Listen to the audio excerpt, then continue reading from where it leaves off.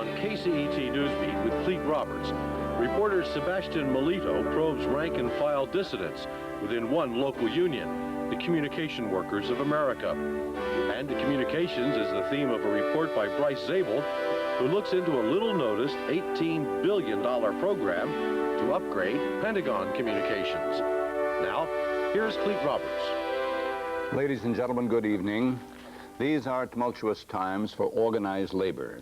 Union membership rolls are diminishing while the American workforce undergoes significant changes, shifting its geographic base to the Sun Belt and becoming more service-oriented.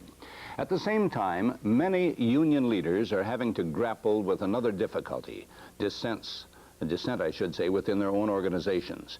Entrenched leaders in several large labor groups, most notably the Teamsters and Steelworkers unions, have experienced challenges by rank-and-file members. Tonight, business and labor reporter Sebastian Melito reports on one Southern California union, Local, that filed a lawsuit against its own members who challenged the union leadership. Sebastian? Clete, the union in tonight's story is Local 11513 of the Communications Workers of America. CWA is the 8th largest union in the country with about 1 million members, most of them phone company employees. In November, Local 11513's leadership decided to sue 22 of its members for allegedly stealing a union membership list to use during a union election campaign. Those named in the suit were active in leading a reform movement to elect new officers. Local 11513, headquartered in Carson, is the largest CWA local in Southern California and one of the wealthiest in the country. Its 6,500 members, most of them Pacific Telephone or General Telephone and Electric employees, contribute $1.8 million in dues annually. Roughly half goes to the national union. The rest, nearly $1 million, is paid to the local. Last November, in a hotly contested union election, the leadership was challenged by a reform group who call themselves the Committee to Rebuild Local 11513. Running their own slate of candidates under the slogan, "It's time for a change," the dissidents charged that the union leadership was unresponsive, too bureaucratic, and too expensive. The committee began questioning the service the local was delivering to its members. They wanted to know just how the dues were being spent. Luis Cusa, an installer with the Pacific Telephone Company, was the Committee to Rebuild's candidate for union president.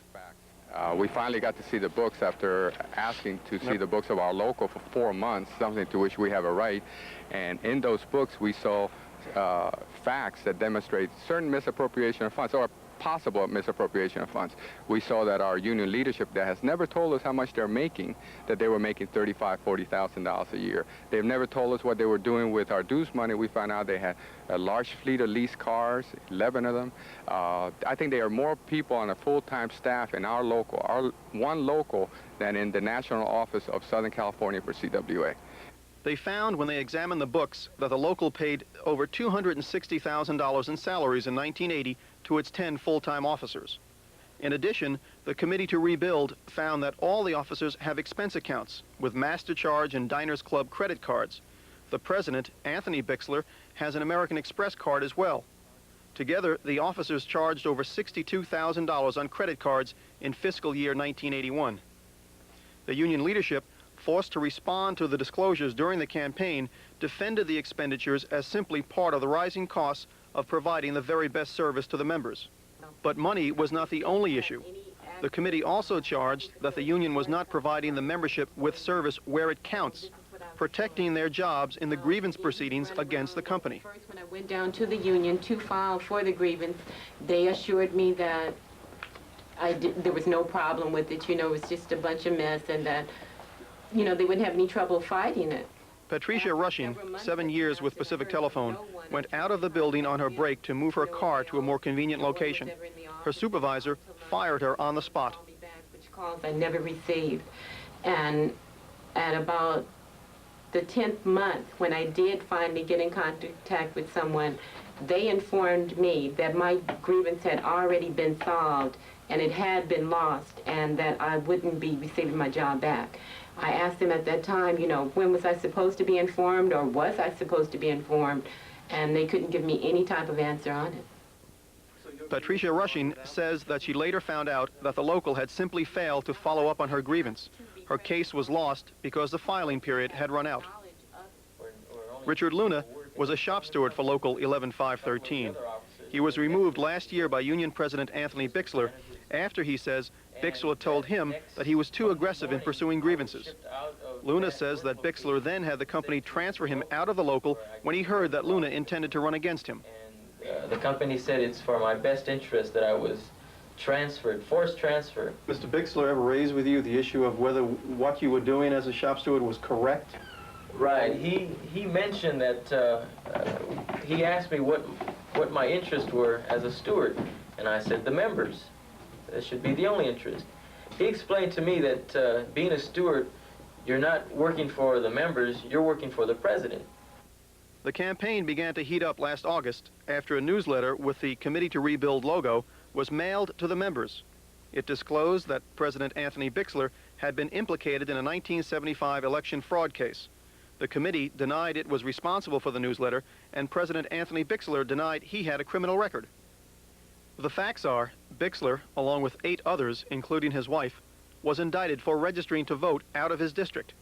Bixler was working for the election of Richard Robinson, a CWA member running as a Democrat for the state assembly in Orange County.